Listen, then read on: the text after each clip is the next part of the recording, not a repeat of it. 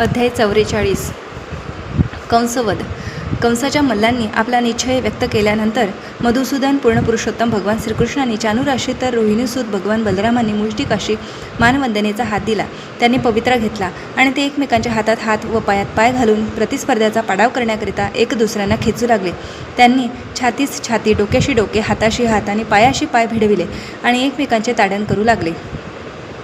ते जसे जसे एकमेकांना बळपूर्वक एका ठिकाणाहून दुसऱ्या ठिकाणी ढकलू लागले तसे तसे त्यांच्या कुस्त्यांना स्फुरण चढले. ते एकमेकांना भूमीवर आपटू लागले. डावपेच खेळून एकमेकांना पकडून खाली घालण्याचा प्रयत्न करू लागले. त्यांच्यात हट्टाची लढत लागली. ते कधी कधी एकमेकांना वर उचलून खाली आपटीत होते, कधी फरफटत ओढीत नेत होते, ढकलून देत होते, तर कधी कधी बाहूत बाहू व पायात पाय अडकवून एकमेकांना लोळविण्याचा प्रयत्न करीत होते. प्रतिस्पर्ध्याला पराभूत करण्याची पराकाष्ठा करीत असताना त्यांनी तेथे मल्लविद्येतील सर्व कौशल्य प्रदर्शित केले. तेथे आखाड्यात उपस्थित असलेल्या या प्रेक्षकांना मात्र समाधान वाटत नव्हते, कारण समोर चाललेल्या दोन्ही कुस्त्यांतील प्रतिस्पर्धी मुळीच तुल्यबळ दिसत नव्हते. त्यांना दगडासारख्या कठीण अशा चानूर आणि मुष्टिक या बलवान मल्लांपुढे श्रीकृष्ण आणि बलराम अगदी लहान मुले वाटत होती. श्रीकृष्ण आणि बलराम यांच्याविषयी करुणा आणि ओढ वाटून प्रेक्षकातील अनेक स्त्रिया म्हणू लागल्या, इथे अगदीच अन्याय चालला आहे. दुसरी म्हणाली, अहो, समोरील मल्लयुद्धात प्रतिस्पर्धी तुल्यबळ नाहीत आणि कंसराजा हे प्रत्यक्ष पाहत आहे, याला काय म्हणावे. असा अन्याय पाहून तेथील स्त्रियांना अतिशय दुःख होत होते. त्यांनी बलाढ्य मल्ल आणि लहान मुले यांच्यातील त्या लढतीला मुळीच प्रोत्साहन दिले नाही. त्या बोलत होत्या, अहो, हे मुष्टिक अन चानूर अगदी वज्रासारखे कठीण आहेत, पहाडासारखे धिप्पाड आहे आणि कृष्ण बलराम ही कोवड्या वयाची सुकुमार मुले आहे. या समाजात न्यायच राहिला कुठे. ज्यांना न्यायतत्वाची चाड आहे असे लोक हा अन्याय पाहण्यासाठी येथे मुळीच थांबणार नाहीत. या अन्यायाने होणाऱ्या कुस्त्या पाहणारे फारसे बुद्धिमान दिसत नाहीत. काही असो, ते याचा विरोध करोत अथवा अनुमोदन करोत, ते पापाचे भागीदार होत आहेत. प्रेक्षकातील दुसरी एक स्त्री म्हणाली, अहो, जरा कृष्णाच्या मुखाकडे पहा. आपल्या प्रतिस्पर्ध्याला जेरीस आणल्याने त्यांच्या मुखावरून घामाचे थेंब उघडत आहेत. त्यांचे मुख दवबिंदू पडलेल्या कमळासारखे भासत आहे. दुसरी स्त्री म्हणाली, सखी, बलरामांच्या मुखावर कसे विशेष सौंदर्य उजळून आले आहेत, पाहिलेस काय. त्यांच्या गोऱ्या मुखावर लालसर छटा उमटली आहे. सखी, काही झाले तरी ते मुष्टिकाशी समर्थ लढत देत आहेत. दुसरी एक स्त्री आपल्या मैत्रिणीला म्हणू लागली, सखी, तू कल्पनाच कर की वृंदावनाची भूमी किती सौभाग्यशाली आहे. तेथे पूर्ण पुरुषोत्तम सदैव वनमालांनी सुशोभित होऊन थोरले बंधू बलरामांच्या संगतीने गायी सांभाळीत असतात. ते तेथे सदैव आपल्या गोपाल सवंगड्यांच्या मेळ्यात राहतात आणि दिव्य वेणू वाजवितात. अहो, सौभाग्याची देवी लक्ष्मी आणि भगवान शिवांसारखे श्रेष्ठ देव श्रीकृष्ण बलरामांच्या चरणकमळांचे पूजन करतात. अशा त्या चरणकमळांचे सौंदर्य सदैव दर्शन करण्यास समर्थ असल्याने वृंदावनवासी अतिशय भाग्यशाली आहेत. अहो, श्रीकृष्णांच्या दिव्य श्रीअंगांचे अनुपम सौंदर्य पाहत त्या पुरुषोत्तमांच्या संगतीचे सुख घेणे इतके भाग्य प्राप्त व्हावे अशी कोणती पुण्यकर्मे या व्रजवनितांनी संपन्न केली असतील, कोण जाणे. त्यांचे सौंदर्य अद्वितीय आहे. अंगकांतीच्या सौंदर्यात त्यांच्या समान अथवा अधिक कोणी नाही. श्रीकृष्ण आणि बलराम हे ज्ञान, वैराग्य, सामर्थ्य, यश, श्री, सौंदर्य अशा अखिल ऐश्वर्याचे भांडार आहेत. गोपिका इतक्या भाग्याच्या आहेत की त्या सकाळी गोदोहनापासून, भात काढण्यापासून, दही मंथनापासून अगदी अशा अष्टप्रहर कृष्णांना पाहू शकतात, त्यांचे स्मरण करू शकतात. आपले घर झाडताना, सारवताना त्या केवळ श्रीकृष्णांच्याच चिंतनात मग्न असतात. अनेक प्रकारची सांसारिक कार्य करीत असताना देखील मनुष्याला कृष्ण भावनेचा निर्वाह कसा करता येतो याचे उदाहरण गोपींनी दाखवून दिले आहे.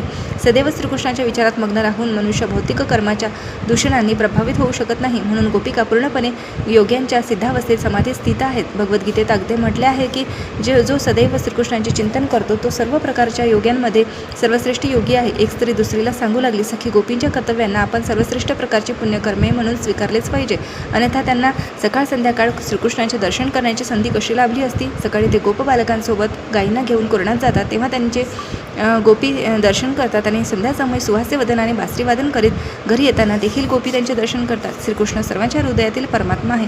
तेथील उपस्थित स्त्रिया आपल्याकरिता अतिशय कष्टी झाल्याचे जाणून त्यांनी त्या मल्लांना तत्काळ ठार करून कुस्ती संपविण्याचे ठरविले. नंद महाराज, वसुदेव, यशोदा, देवकी हे अतिशय चिंतातूर झाले होते. त्यांना आपल्या प्रिय मुलांच्या असीम बळाची जाणीव नव्हती. भगवान श्रीकृष्ण जसे चानुराशी लढत होते तसेच भगवान बलराम देखील मुष्टिकाशी लढत होते. श्रीकृष्ण अधिक आक्रमक झाले आणि त्यांनी चानुराला लागोपाठ 3-4 ठोसे लगावले. ते धिप्पाड मल्ल लटपटत मागे सरला आणि ते पाहून प्रेक्षकांच्या आश्चर्याला धक्का बसला. आता एखाद्या ससाण्याने दुसऱ्या ससाण्यावर झेप घ्यावी तसा चानूर श्रीकृष्णावर झेपावला. दोन्ही हात एकत्र बांधून तो श्रीकृष्णाच्या छातीवर कठोर प्रहार करू लागला. परंतु एखाद्या हत्तीवर फुलाहार फेकावा त्याप्रमाणे श्रीकृष्णावर त्यांचा किंचितही प्रभाव झाला नाही. श्रीकृष्णाने चटकन चाणूराचे दोन्ही हात पकडले आणि त्याला गोल गरगर फिरवायला प्रारंभ केला. त्या गिरक्यांमध्ये तो गतप्राण झाला. श्रीकृष्णाने त्याला वेगाने भूमीवर फेकून दिले. तेव्हा इंद्रध्वजाप्रमाणे तो खाली कोसळला आणि त्याची विशेष बनावटीची आभूषणे तुकडे तुकडे होऊन भूमीवर विखरून पडली.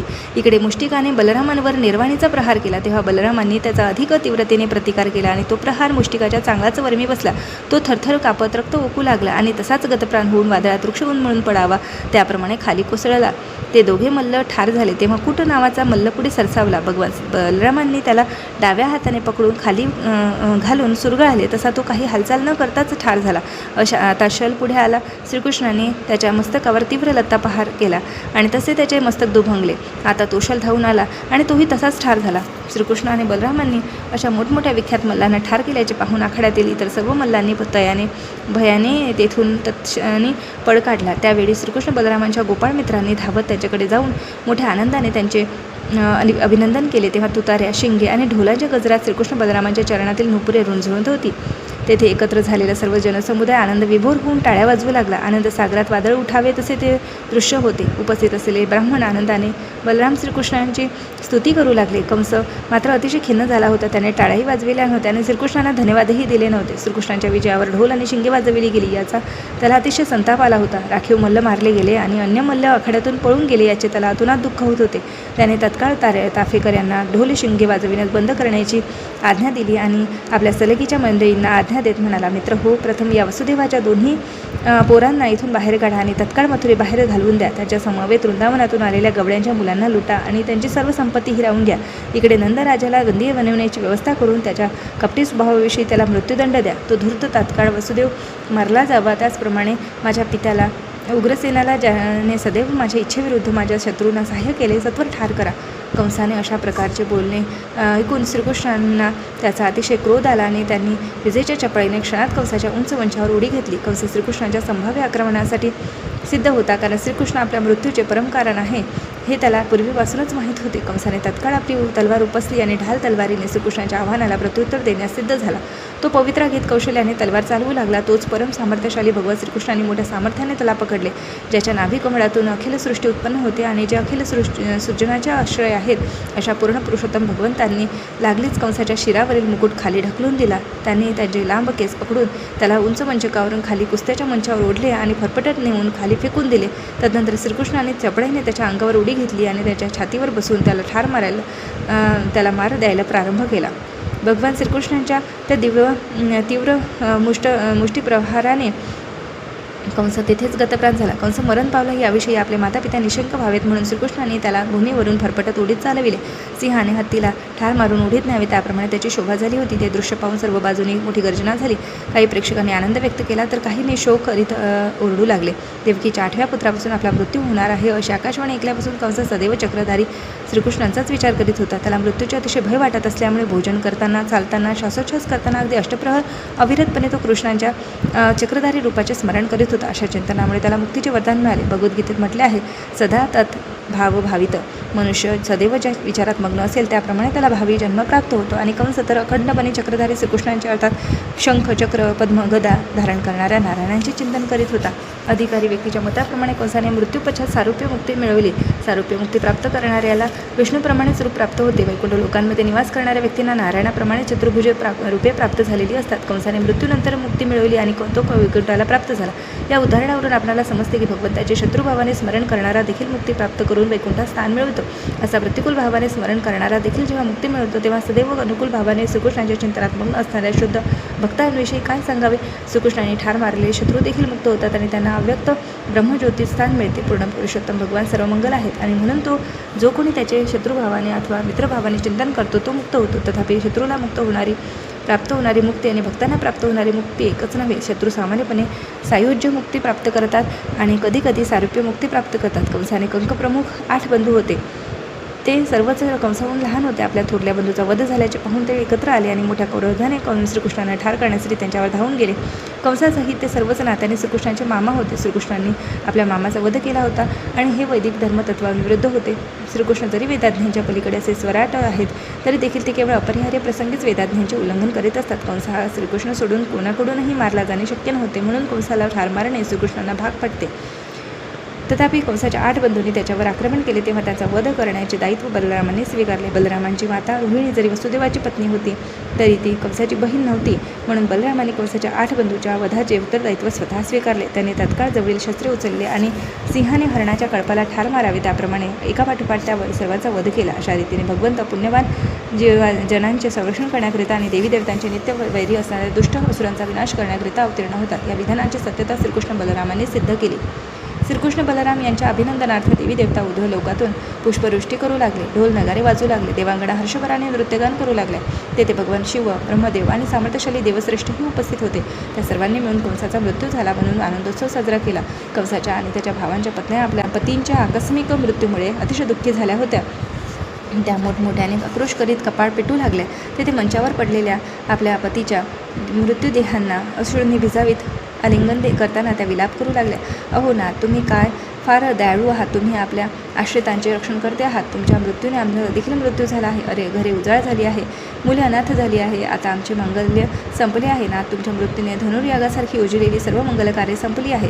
नाथ, तुम्ही निर्दोष जणांना वाईट रीतीने वागविल्याचा परिणाम म्हणून तुमचा वध झाला. ही गोष्ट अपरिहार्य होती, कारण जो मनुष्य निष्पाप जणांना त्रास देतो त्याला प्रकृतीच्या न्यायाने शिक्षा होतच असते. म्हणून श्रीकृष्ण साक्षात पुरुषोत्तम भगवान आहेत हे आम्हाला माहीत आहे. ते परम अधिपती आणि सर्व गोष्टींचे परमभोक्ता आहे. त्याचा अधिकार जुगारून देणारा कधी सुखी होऊ शकत नाही आणि अंततः तुमच्यासारखाच असा मृत्यूला मिळतो. श्रीकृष्णांचा आपल्या मामांवर स्नेह होता. त्यांनी शक्य होईल तितके त्यांचे सांत्वन करण्याचा प्रयत्न केला. मामांच्या मृत्यूनंतर पुढील सर्व धर्मकृत्यांची संपन्नता श्रीकृष्णाच्या मार्गदर्शनाखाली झाली, कारण ते सर्व मृत राजपुत्रांचे भाचे होते. सर्व विधी उरकल्यानंतर श्रीकृष्ण बलरामांनी तत्काळ आपल्या मातापित्यांना मुक्त केले. त्यांना कंसाने बंदी केले होते. श्रीकृष्ण आणि बलराम मातापित्यांच्या चरणाशी पडले आणि त्यांनी त्यांची प्रार्थना करू लागले. श्रीकृष्ण त्यांचे पुत्र असल्याचे कंसाने त्यांचा आतोनात छळ केला होता. आता पुत्र कृष्ण साक्षात पूर्ण पुरुषोत्तम भगवंत आहे याची वसुदेव आणि देवकी यांना पूर्ण जाणीव होती. म्हणून जेव्हा श्रीकृष्ण बलरामांनी त्यांना दंडवत करून त्यांची प्रार्थना केली तेव्हा त्यांनी त्यांचे आलिंगन केले नाही. ते केवळ स्थिर उभे राहून पूर्ण पुरुषोत्तम भगवंतांची वचने श्रवण करीत होते. श्रीकृष्ण जरी त्यांचे पुत्र म्हणून जन्मले असले तरी वसुदेव देवकी यांना सदैव त्यांच्या स्थितीची जाणीव होतीच. अशा रीतीने कृष्ण पूर्ण पुरुषोत्तम भगवान या ग्रंथातील कंसवध नामक अध्यायातील भक्तिवेदांत भाष्य संपन्न.